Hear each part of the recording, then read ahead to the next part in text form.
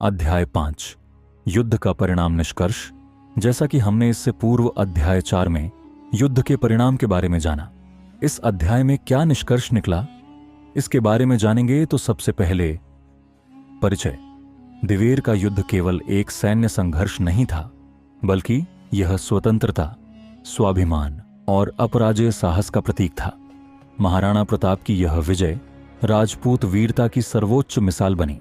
इस अध्याय में हम पूरे युद्ध का सारांश प्रस्तुत करेंगे और इसे भारतीय इतिहास में इसकी ऐतिहासिक, सामाजिक और रणनीतिक महत्ता के संदर्भ में समझेंगे। युद्ध का ऐतिहासिक परिप्रेक्ष्य। 1. मेवाड़ का गौरव पुनः स्थापित हुआ।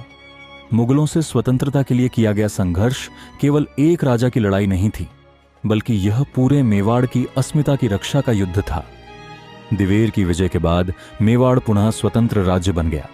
महाराणा प्रताप ने यह साबित कर दिया कि राजपूती वीरता को झुकाया नहीं जा सकता। युद्ध के बाद कई राजपूत राज्य मेवाड़ के पक्ष में आ गए, जिससे प्रताप की शक्ति और बढ़ी। 2. अकबर की रणनीति को करारा।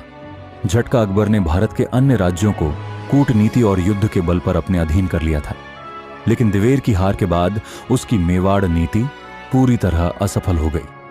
दिवेर के युद्ध के बाद अकबर को यह स्वीकार करना पड़ा कि प्रताप को हराना आसान नहीं होगा। मुगलों की सेना मेवाड़ पर दोबारा पूरी शक्ति से आक्रमण करने में असमर्थ रही। इसके बाद अकबर ने प्रताप के विरुद्ध कोई बड़ा सैन्य अभियान नहीं चलाया। 3. राजपूतों की एकता और प्रताप का योगदान। महाराणा प्रताप ने इस युद्ध से राजपूतों के बीच एकता स्थापित करने का प्रयास किया। इस विजय से अन्य राजपूत राज्यों को भी आत्मनिर्भर बनने की प्रेरणा मिली। राजपूतों के लिए यह एक प्रमाण था कि वे सही नेतृत्व में मुगलों जैसी बड़ी शक्ति को भी हरा सकते हैं। दिवेर के युद्ध के बाद कई राजपूत राज्यों ने मुगलों के प्रति अपनी नीति बदल दी और प्रताप के साथ आने लगे। रणनीतिक दृष्टिकोण से दिवेर युद्ध की समीक्षा। 1. गुरिल्ला युद्ध प्रणाली की सफलता। महाराणा प्रताप ने पहाड़ी क्षेत्रों का पूरा लाभ उठाकर गुरिल्ला युद्ध प्रणाली का कुशल प्रयोग किया। उन्होंने पारंपरिक युद्ध से हटकर मुगलों को आश्चर्यचकित करने की रणनीति अपनाई। इस युद्ध में गुरिल्ला पद्धति का सफल उपयोग हुआ, जिसने आगे चलकर मराठाओं और स्वतंत्रता सेनानियों को प्रेरित किया। यह साबित हुआ कि केवल बड़ी सेना ही युद्ध में जीत सुनिश्चित नहीं करती, बल्कि सही रणनीति भी उतनी ही महत्वपूर्ण होती है। 2 राजपूत घुड़सवार सेना का प्रभाव। प्रताप की सेना में मौजूद घुड़सवार योद्धाओं ने निर्णायक भूमिका निभाई। ये सैनिक तेजी से मुगल सेना पर हमला करके उन्हें संभलने का मौका नहीं देते थे।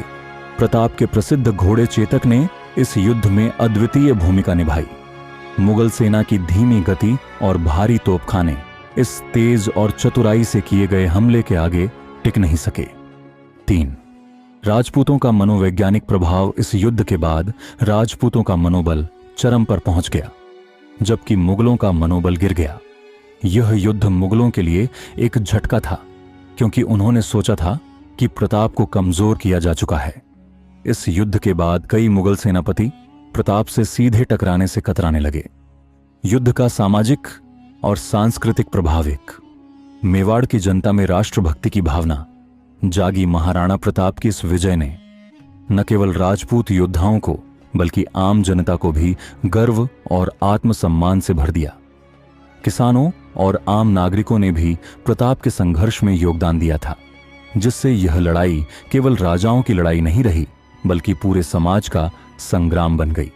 दिवेर युद्ध के बाद मेवाड़ की जनता ने स्वतंत्रता को और अधिक मूल्यवान समझा और इसे बनाए रखने के लिए लगातार प्रयत्न किए। दूसरे भारतीय स्वतंत्रता संग्राम में दिवेर युद्ध की प्रेरणा, महाराणा प्रताप का संघर्ष और उनकी विजय भारतीय स्वतंत्रता संग्राम के लिए प्रेरणादायक बनी। 1557 की क्रांति में कई स्वतंत्रता सेनानियों ने प्रताप को अपना आदर्श माना। वीर सावरकर, भगत सिंह और सुभाष चंद्र बोस जैसे नेताओं ने महाराणा प्रताप की रणनीतियों और उनके बलिदान से प्रेरणा ली। यह युद्ध दिखाता है कि किसी भी विदेशी शक्ति के विरुद्ध स्वतंत्रता के लिए लड़ाई लड़ी जा सकती है और जीती भी जा सकती है। 3. लोक कथाओं और साहित्य में दिवेर युद्ध का स्थान, दिवेर का युद्ध और महाराणा प्रताप की वीरता राजस्थानी लोकगीतों, कहानियों और साहित्य का एक महत्वपूर्ण हिस्सा बन गए। आज भी राजस्थानी लोकगीतों में महाराणा प्रताप और उनके वीर सैनिकों की गाथाएं गाई जाती हैं। कवियों और लेखकों ने इस युद्ध को अमर कर दिया, जिससे आने वाली पीढ़ियां भी इस गौरवशाली इतिहास को याद रख सकें। महाराणा प्रताप की अमरता। महाराणा प्रताप केवल एक राजा नहीं थे, वे एक विचारधारा थे। उनका संघर्ष यह सिखाता है कि स्वाधीनता केवल शक्ति से नहीं बल्कि आत्मबल और धैर्य से भी प्राप्त की जा सकती है। उनकी रणनीतियां, उनकी नीतियां और उनकी बलिदान की भावना आज भी भारतीय जनता के लिए प्रेरणादायक है। वे एक ऐसे योद्धा थे जिन्होंने कभी भी मुगलों की अधीनता स्वीकार नहीं की और अपने अंतिम समय तक स्वतंत्रता के लिए संघर्ष करते रहे। निष्कर्ष, दिवेर का युद्ध भारतीय इतिहास का एक स्वर्णिम अध्याय है। यह युद्ध दिखाता है कि संख्या, बल और संसाधनों से अधिक महत्वपूर्ण दृढ़ संकल्प और रणनीति होती है।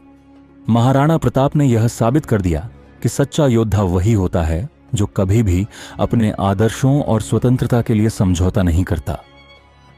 यह युद्ध न केवल मेवाड़ बल्कि पूरे भारत के लिए प्रेरणा का स्रोत बना। आज भी महाराणा प्रताप को वीरता, स्वाभिमान और स्वतंत्रता के प्रतीक के रूप